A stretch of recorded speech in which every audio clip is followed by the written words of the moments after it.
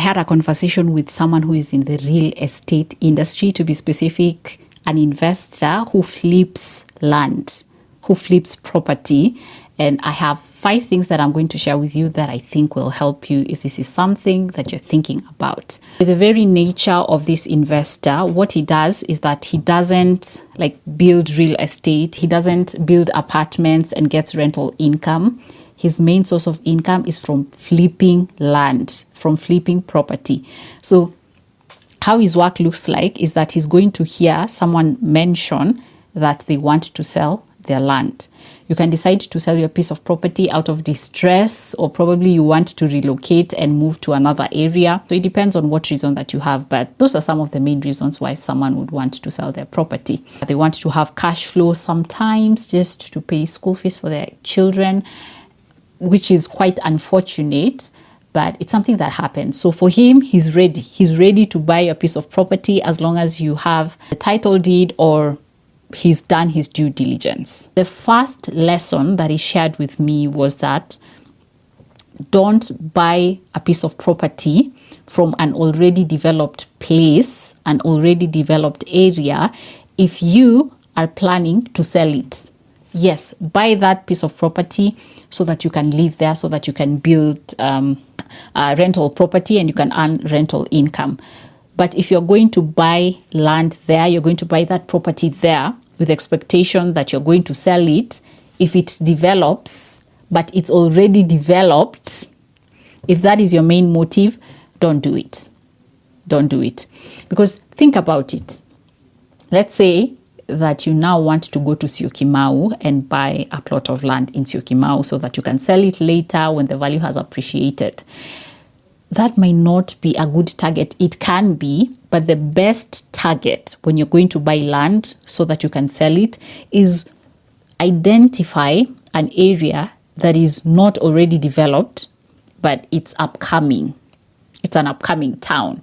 It's an upcoming area that you can see, okay, in 5 years' time, when I want to sell this plot of land or this piece of property, I can make good money. Just to give an example, this investor bought a plot of land somewhere that was going for 300K. When he sold the piece of property, it was going for 2.5 million. That's just an example. So assuming that you went ahead and bought a plot of land and it was going for, let's say, 2 million. Yes, you can make the 500K, but it's already developed. So have that in mind if flipping property is something that you want to do. The second lesson that I learned from him is that be aware of property management or real estate firms. To be specific, be aware of the price that they're charging you. Yes, you might want to buy a plot of land from the well-known property or rather real estate companies because they're very good at branding, but they might charge you a premium price for a plot of land that is not premium at all. If you go ahead and do research, you might find out that the plot of land that they're selling to you at 2 million, when you go to the ground, vitu kwa grau, that plot of land is going for 500K. Or it's even 300K. But because they're very good at marketing, which is a good thing, you must promote your company, you might find that the branding, the marketing, the fact that XYZ real estate company is the one that is selling it and it's a well-known, reputable real estate company, they might charge you a premium price for a plot of land that is not worth that price. So again, it's up to you to decide. Should I just go buy directly from the people that are buying directly, which might not be easy because, again, real estate companies are beneficial because they save you all the paperwork of, okay, let me go to the roots, let me look for the title deeds, let me do the research. They've already done the research for you. They've already subdivided the land for you. They are ready with the title deeds because most of them right now have title deeds. And all you have to do is pay. You have your title deeds and you trust them because it's a reputable company, which deserves trusting. But just be aware of the price, of the value of the property that they're selling you. The third lesson that I learned from this investor is do your due diligence. Do your due diligence. Research. Enda kwa grau, go to the ground. Whoever is selling you this plot of land, does the price seem fishy? When you ask around, and this plot of land goes for, let's say, 1.5 M. This person is selling you that property at 700K. Why? So this is something that you have to do by yourself. You can ask around. You need to go check, do they have a title deed? If they don't have a title deed, or the title deed that they're sharing with you, is it legit before you make that payment? Because when you even look at the cases that we have, the cases that have been reported on the media, is that we have people who have bought land that should not have been bought. They have been evicted because probably you bought a piece of land from somebody who conned you. It has a certificate, and probably this guy bought that piece of land from someone who also conned them, and there's not much transparency. Don't overlook the legal process. Before you make that payment, go to the lawyer, let them have a look at the land registry, who was registered in that land, do the names align, do the plot numbers align, everything else. Don't overlook any step. Do your due diligence. The other lesson that I learned from this real estate investor is that be careful when taking loans to buy a plot of land.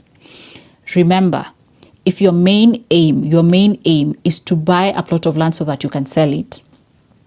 For example, you've bought a piece of land, a piece of property, and you expect to sell that piece of property in the next 8 to 10 years, in the next 5 years, and you took a loan from that. The burden of paying for that loan is going to be on you, on your income. It's even worse if it's just bare land. You just bought like an acre, or let's say a quarter of an acre, and it's just lying there, and you took a loan for that so that you can sell that plot of land. But remember, you're paying an interest on an asset that doesn't have any cash flow. That is specifically if you're going to invest in bare land, land that has not been developed, land that doesn't give you cash flow. In fact, one of the things that you can decide to do is that you can lease out that land. Yes, you can lease out that land, especially if it's good for agriculture, or people can hold events, just something. But with regard to loans, you have to be careful, because if you miss out a payment, you miss out another payment, you miss out another payment, you risk losing the investment that you've made, the investment that you've done. Lesson number 5, network. Network. Ask around. You don't really have to be an extrovert. You can be an introvert who is an extrovert, something of the sort. Ask around, network, be on the lookout of any piece of property that is about to be sold. Remember, if you have a circle of friends, if you're in a group, it doesn't necessarily have to be like a group. You just have to have your eyes and ears open so that in case you hear Mr. So-and-so is selling his plot of land, you already know about that, so that it can be easier for you to take advantage of finding the people who are interested in that piece of property. Walk around, talk to people, get phone numbers. Another important thing is that try as much as you can to have cash. Remember, if someone is desperately in need to sell their plot of land, probably it's because of distress, and you have your cash around, you just have to show them the cash, and they're like, they sell the property to you. Have cash, or find ways in which you can be liquid, especially if you're going to be flipping. If you're going to be buying land, selling it, you have to find a way that you can be liquid. It's a good business. It's a good business because this investor has been there for quite some time, and he's managed to make good money that has actually changed his life. And the good thing about this type of job is that you can always have another job. This can be your gig. It doesn't have to be like your main gig. You can have another job on the side as long as you know who to call. Which piece of property is being sold? What's the actual value of that piece of property? This is something that you can do with a phone call. Thank you for watching this video. I'll do another video about a real estate investor, but this time it's not someone who flips land, but someone who actually owns apartments. Yes, I'm going to spill the tea on apartment owners, so be on the lookout. See ya.